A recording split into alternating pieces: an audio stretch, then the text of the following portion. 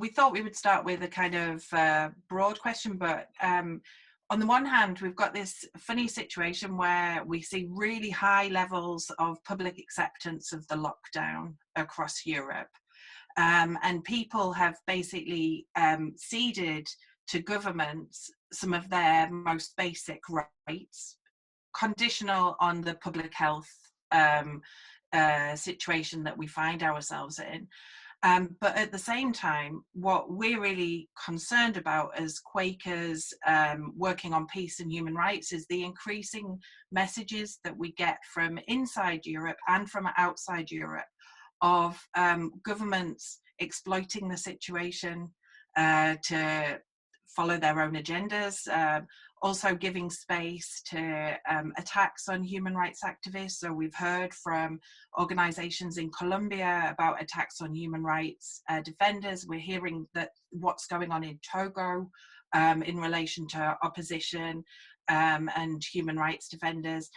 And then inside Europe, we're seeing this kind of power grab for some of the most basic rights, especially LGBTI rights. And obviously the news from Hungary has attracted a lot of attention. So as chair of the DROI committee, do you see the COVID-19 as being a cover for a backlash against human rights inside Europe and outside globally? Yeah, in fact, different things to say about that. First, we are living in a very exceptional situation, and it was necessary to have exceptional answer to this situation. So it is normal that we have this lockdown of our freedom, just because we have to protect ourselves, but also to protect people against this virus.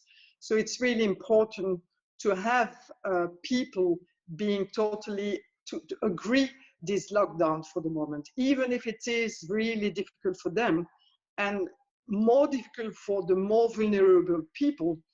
For example, poor people living in a difficult situation in some places, in some cities. And so it is difficult for people to live what they are living for the moment. What we have to be really careful on is first the proportionality of the measures that we have in our countries and in other countries. So we agree with the fact that we have to have this situation, but we have to be proportional on what we are doing. The second thing is that these measures, they have to be limited in the time and not extended to the executive. It is what we are living in Hungary for the moment, or in Poland for the moment, in Europe. But not only, we are in the same situation outside Europe, in Algeria, for example, or in other countries, Saudi Arabia, Egypt, and other countries. So limited in the time. And the last is we have to have transparency. We have to have political discussion on this. So the parliaments, the national parliament, they have to have their words on this. And in this case, the civil society is really important to feed all the discussion that we have to have in the different parliament at the European level, but also at the national level. And what we are seeing for the moment, it is the shrinking space for civil society in some countries, in Europe, in Hungary, in Poland, but not only in this country. We have a kind of shrinking space for this civil society, but also for journalists. And we have this shrinking space in countries just like China, for example, or Egypt or other countries. So it is a very difficult balance between the political power, the executive power, the parliament power, and the civil society.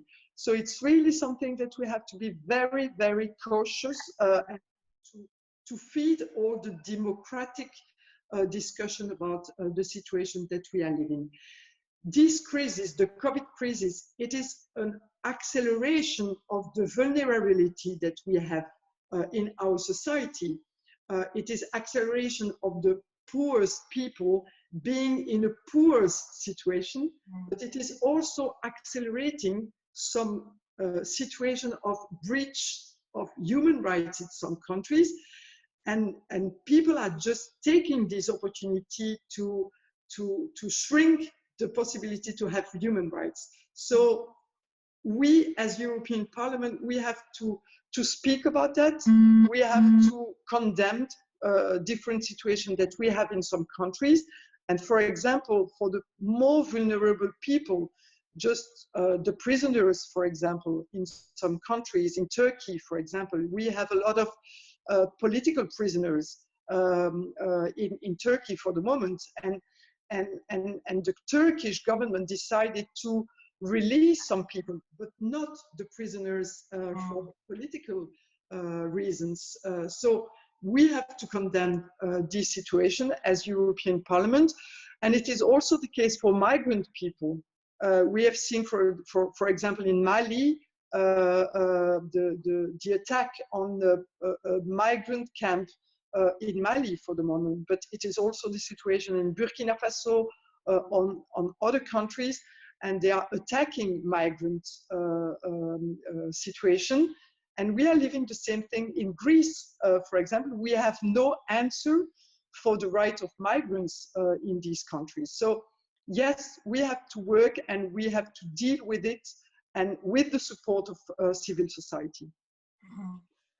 I think you've mentioned the need for transparency, and the European Parliament has been a key ally for human rights organizations.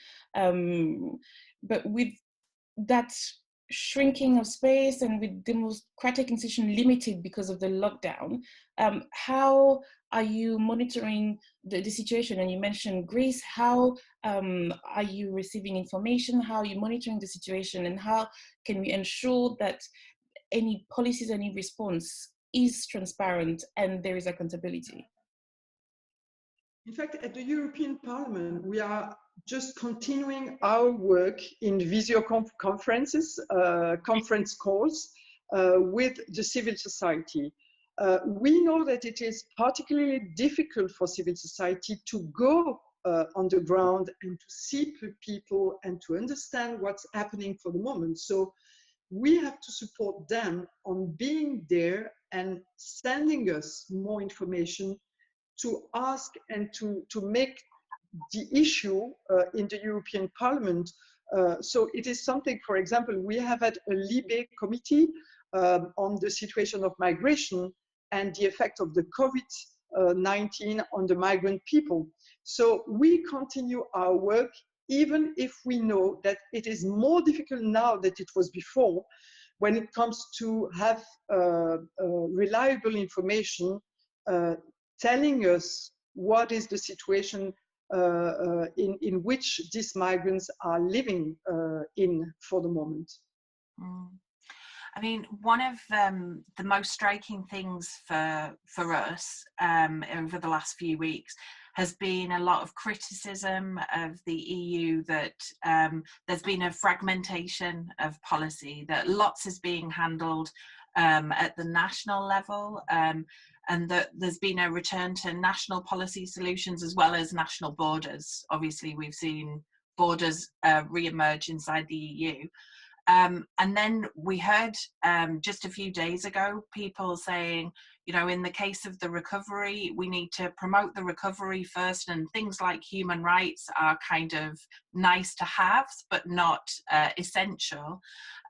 So how do we get to the situation that we can really put into place a progressive EU common policy based on human rights and on the promotion of human rights? How do you see that? So first, it's what I said, we are accelerating these difficulties, and this nationalism, it is not because of the COVID. We have seen this national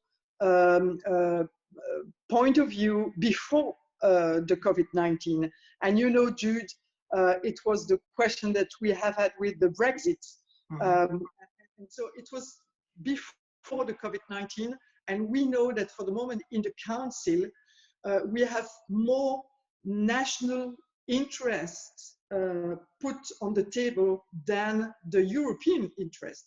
And it is, for example, what we have seen coming from the Netherlands, saying that they don't want to help Italy because they don't care about what is happening in Italy. And they said, oh my God, they are coming from the south and we don't have to help South Europe.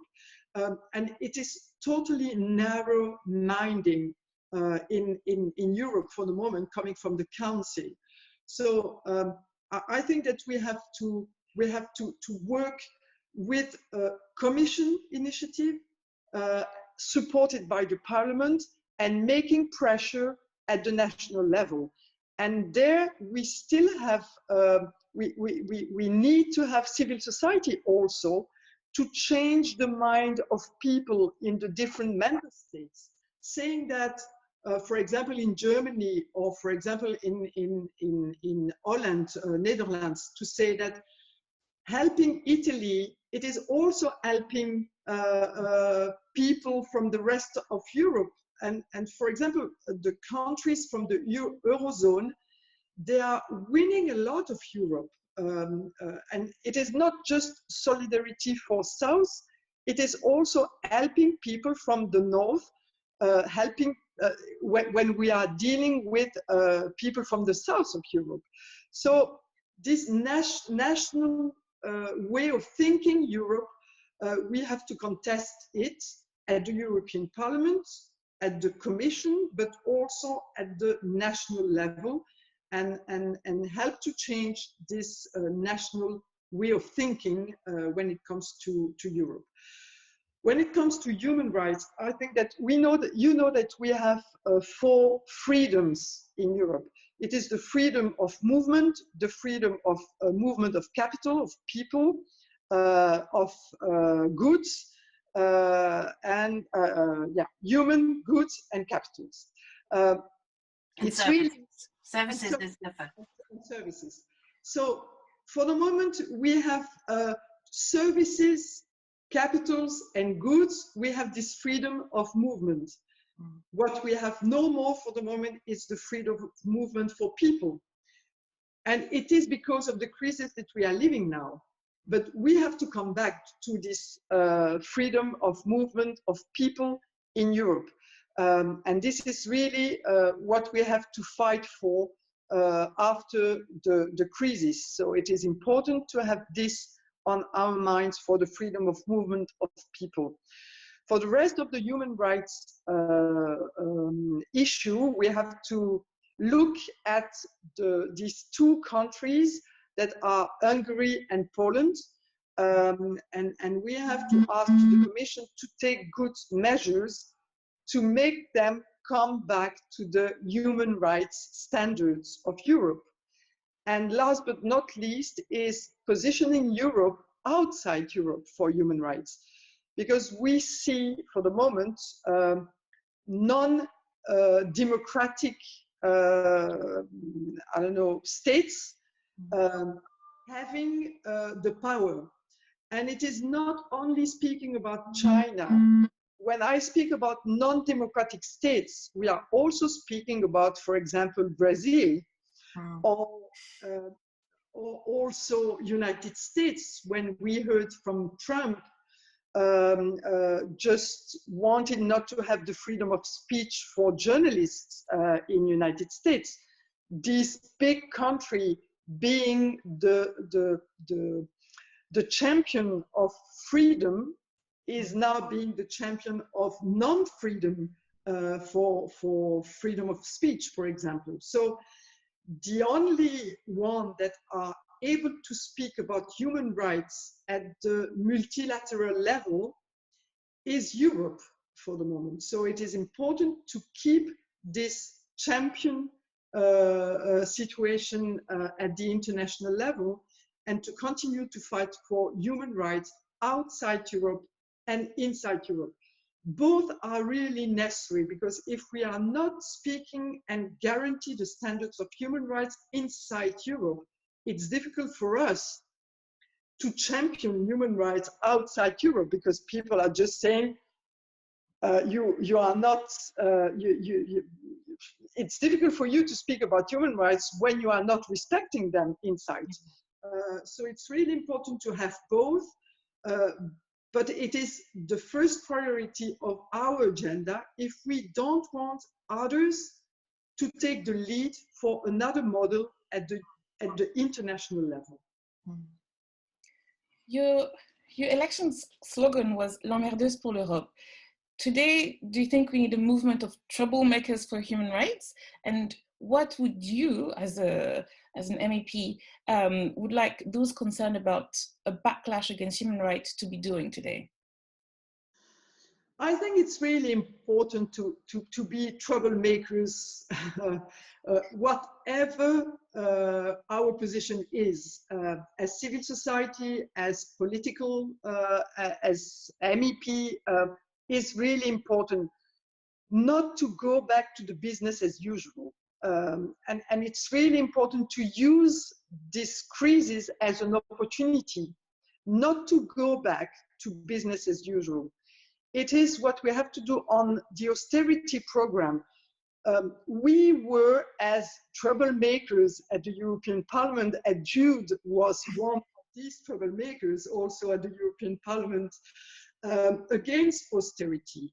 And we didn't succeed before the COVID-19. We have to succeed after, because we have seen all the difficulties we have now in the public sector, in the health sector, because of austerity. So we have to be troublemakers and to continue our work on this.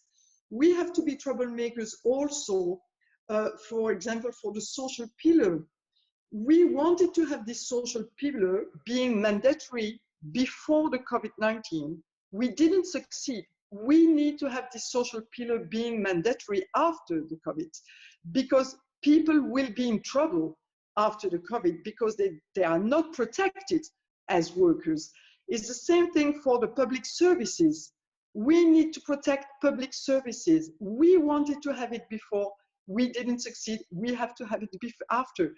And human rights is part of it, because human rights is not just an abstract of something. It is part of it. When we speak about protection of workers, is human rights. When we speak about access to public services, it is human rights. When we speak about international human rights, for example, due diligence, how to protect people working in different countries and being protected as workers, it is human rights. So for me, the job we have done before has to be more and more supported for the future, because we have seen that everything we put on the table 5 years before is now at the crucial point.